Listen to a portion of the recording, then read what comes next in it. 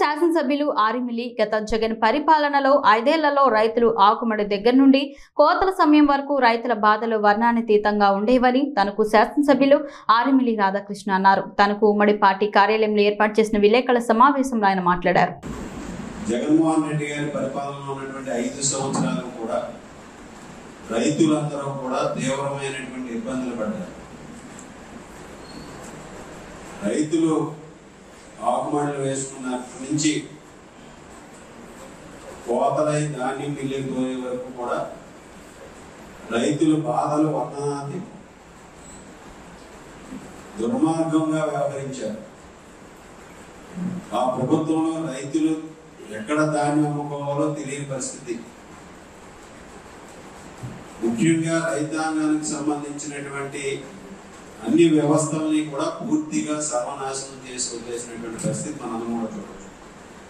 5 సంవత్సరాల్లోనూ కూడా ఎక్కడా కూడా కాలువల నిర్వహణ లేదు, నీటి సంఘాలు లేవు. మరొక పక్క ఎరువులకు సంబంధించి సరైనటువంటి పంపిణీ వ్యవస్థ లేదు. ఇష్టానుసారం ధరలు పెంచుకునేవారు. సొసైటీలు నిర్వీర్యం చేశారు. గతంలో ఉన్నటువంటి ప్యాడీ పర్చేసింగ్ సెంటర్లు ఏదైతే ఉన్నాయో దాన్ని తీసివేసి ఈరోజు రైతు భరోసా కేంద్రాలు అని చెప్పి రైతులకి ధాన్యం సేకరణకి ఎటువంటి ఇబ్బందులు క్రియేట్ చేశారో మనందరం కూడా చూసాం. తరుగుల పేరుతో రైతుల దగ్గర 5 కిలోల ధాన్యాన్ని కూడా దోచుకున్నటువంటి పరిస్థితి. సాగునీటి రంగానికి సంబంధించి లస్కర్ వ్యవస్థను నిర్వీర్యం చేశారు. ఈ విధంగా అన్ని వ్యవస్థలని కూడా నాశనం చేసి వదిలినటువంటి పరిస్థితి. ఇక్కడ స్థానికంగా మంత్రిగా ఉన్నటువంటి అప్పుడు మంత్రిగా చేశాడు సివిల్ సప్లైస్ మినిస్టర్. కనీసం ధాన్యం సేకరణ కూడా సరైన విధానంలో చేయించలేనటువంటి దౌర్భాగ్యమైనటువంటి స్థితిలో ఆ రోజు ఉంది. గోనె సంచుల్లో పెద్ద ఎత్తున దోచుకున్నారు. ఇవన్నీ స్కామ్లు కూడా వీళ్ళు పదవులను అడ్డం పెట్టుకుని అప్పుడు మంత్రిగా పనిచేసినటువంటి కారుమూరి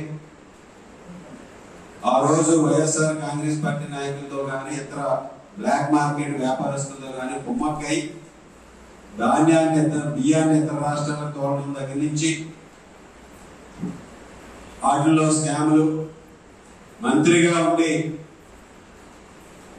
కనీసం అన్ని రేషన్ సరుకులు ఏదైతే ఉన్నాయో వాటిల్లో కమిషన్లు, తూకం తడుగులు.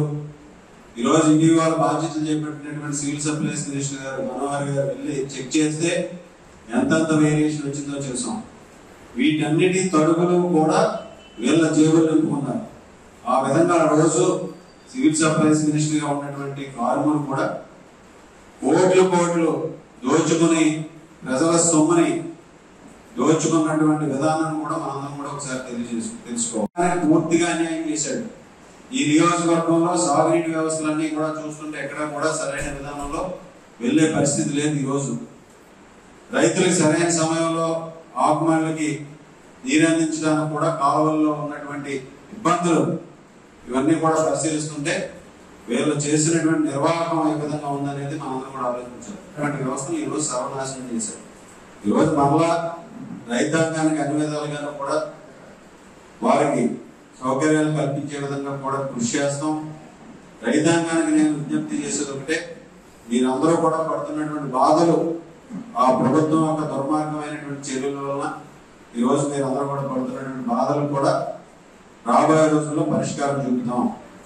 ఈరోజు కాలువల నిర్వహణకు సంబంధించి ఇప్పటికే వీడ్ రిమూవల్కి సంబంధించి గ్రాంట్లు కూడా తీసుకురావడం జరుగుతుంది. దాన్ని కూడా తమలోనే పనులు ప్రారంభిస్తాం. పూర్తిగా సార్వాకి సంబంధించిన పనులన్నీ కూడా రైతాంగం ప్రారంభించుకోవడానికి అన్ని ఏర్పాట్లు కూడా చేయడం జరుగుతుంది. ముఖ్యంగా ఈరోజు ధాన్యం సేకరణకు సంబంధించి దావాకి సంబంధించి ధాన్యం బిల్లులు ఇంకా రైతాంగానికి పూర్తిగా అందలేదనేది ఈరోజు వాస్తవం.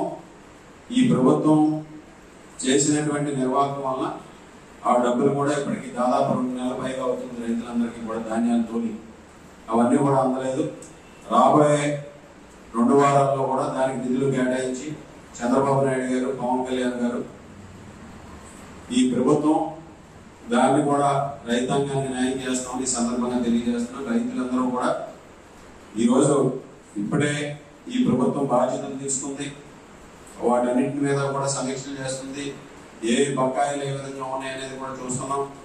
త్వరలోనే రైతులందరికీ కూడా పూర్తి స్థాయిలో దాని డబ్బులన్నీ కూడా చెల్లిస్తామని సందర్భంగా తెలియజేసుకుంటున్నాను. ఎవరు కూడా ముఖ్యంగా మన నియోజకవర్గానికి సంబంధించి దాల్వా పంటకు సంబంధించి మొత్తంగా 14,912 మంది రైతులకు సంబంధించి 1,23,899 మెట్రిక్ టన్నుల ధాన్యాన్ని దాల్వాలో సేకరించడం జరిగింది.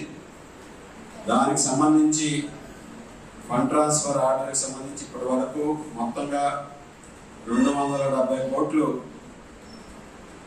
మొత్తం 23,510 ఎఫ్టీఓలు జనరేట్ అయితే 270 కోట్లు మన నియోజకవర్గానికి ధాన్యం బిల్లులు రావాల్సినటువంటి అవసరం ఉంది. మొత్తంగా 270 కోట్లకు గాను ఇప్పటి వరకు 85 కోట్లు చెల్లించడం జరిగింది.